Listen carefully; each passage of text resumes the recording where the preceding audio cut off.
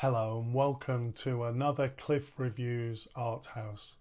This time I'm reviewing the film Mission Impossible: The Final Reckoning, directed by Christopher Macquarie.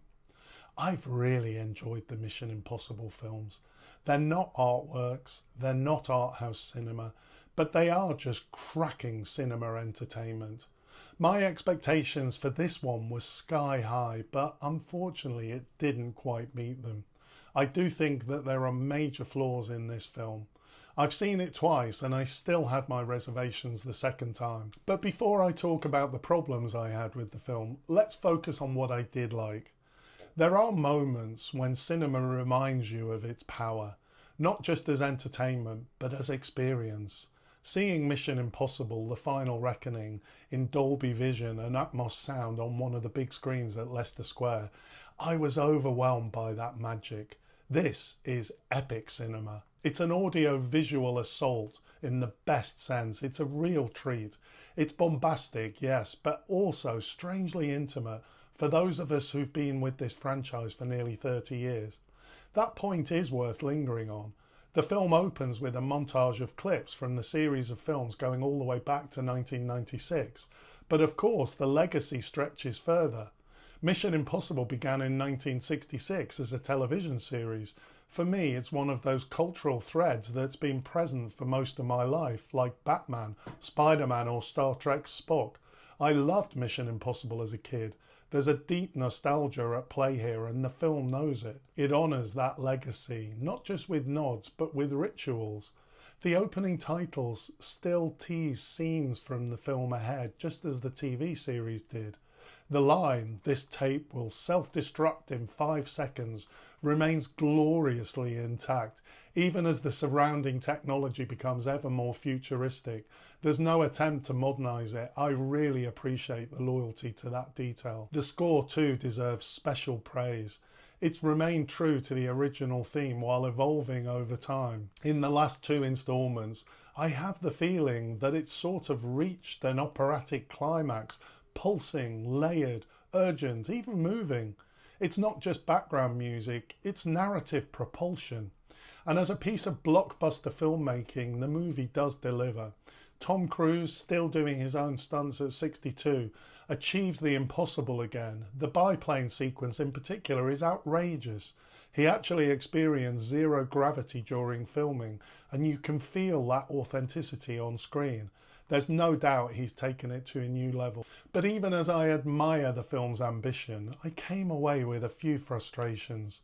I do think that the stunts overpower the narrative as a whole. More and more, it seems, the incredible stunts have become the key marketing focus for these films, and I think that this has started to have an impact on the films overall. In Mission Impossible: Final Reckoning, there are 2 big set-piece action scenes. At one level, both of them are fantastic. I did enjoy them, but I do have problems with both of them. The underwater submarine scene, the clambering through chamber to chamber, for instance, dragged on too long, I thought. Watching Ethan move from one flooded compartment to another was building up the tension, but when the climax finally came, his escape, the float to the surface, the resolution felt really rushed. I wanted the emotional payoff of the team smashing through the ice to rescue him. Instead, he was suddenly recovering in bed. And after all that build-up, it was oddly flat. The final plane sequence is similarly conflicted for me. It's technically breathtaking, truly astonishing in scale and execution. And I admire the commitment to practical effects over CGI. It's remarkable that what we're seeing is real. But at times it feels almost too over the top. I don't personally need to see Tom Cruise doing every stunt himself. I have no issue with stunt performers stepping in. That's their craft, and it doesn't lessen the impact for me. In fact, the insistence on Cruise doing everything can start to feel like spectacle for its own sake. The choice of the old creaky biplanes didn't quite work for me as the film's big finale. I understand the logic, they're analogue, so they're immune to interference from the entity. But aesthetically, they just felt out of step with the rest of the film. Mission Impossible has always been sleek, high-tech and modern, and these vintage planes, while visually striking, lacked the dramatic weight and tone I was hoping for in a final showdown, and I found it a bit unconvincing that Gabriel had just decided to have a spare plane that becomes the one that Ethan can commandeer. Another disappointment is in the treatment of core characters. Luther, who's been by Ethan's side since the beginning, has a strikingly minimal role. It's almost painful given how much history the two share. If there was a reason, perhaps Ving Rhames had health or availability issues, it's not being acknowledged and it leaves a gap. Benji too is somewhat sidelined.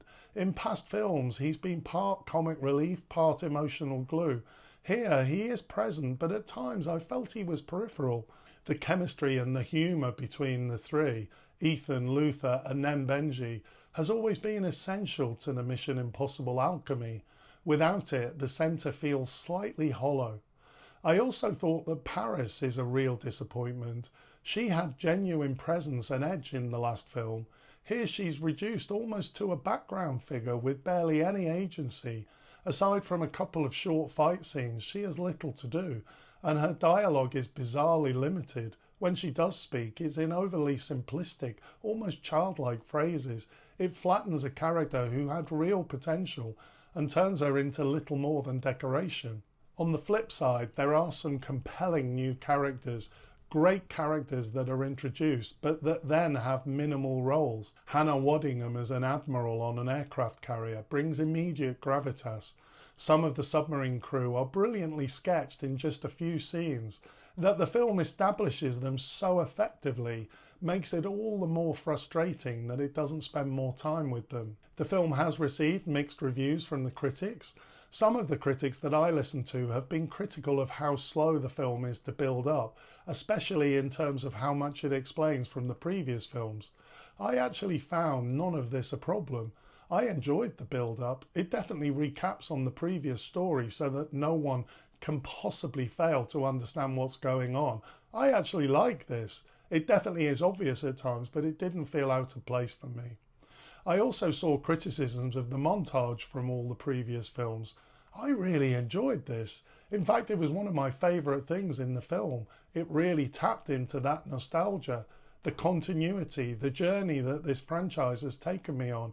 I felt that it was even quite moving. I don't understand why anyone wouldn't like this. The marketing around this film has definitely given a sense that this really may be the final Mission Impossible film. In that sense, playing on the emotions and nostalgia on the journey that Ethan has taken us on really worked for me.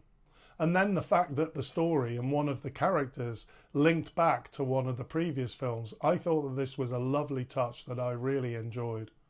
Overall, The Final Reckoning is a bold, thunderous film, and in many ways it is a love letter to the fans. It's a film made with technical brilliance, fierce commitment and genuine affection for the world it inhabits. When it soars, it's truly breathtaking, but it also stumbles under the weight of its own scale. The action sequences do have flaws for me, and they do overpower other crucial aspects of the film. I didn't think this film was as much fun, as humorous as some of the previous ones, and some of the characters, old and new, are given less than they deserve. Still, for all its flaws, I left the cinema with a full heart. This isn't just a film, it's the culmination of a journey, and for all the impossible missions that it's thrown at us over the decades, I did enjoy this one. Despite my reservations, I would still recommend this film if you've enjoyed the others. If you've enjoyed this review, please consider liking and subscribing. I'd really appreciate that.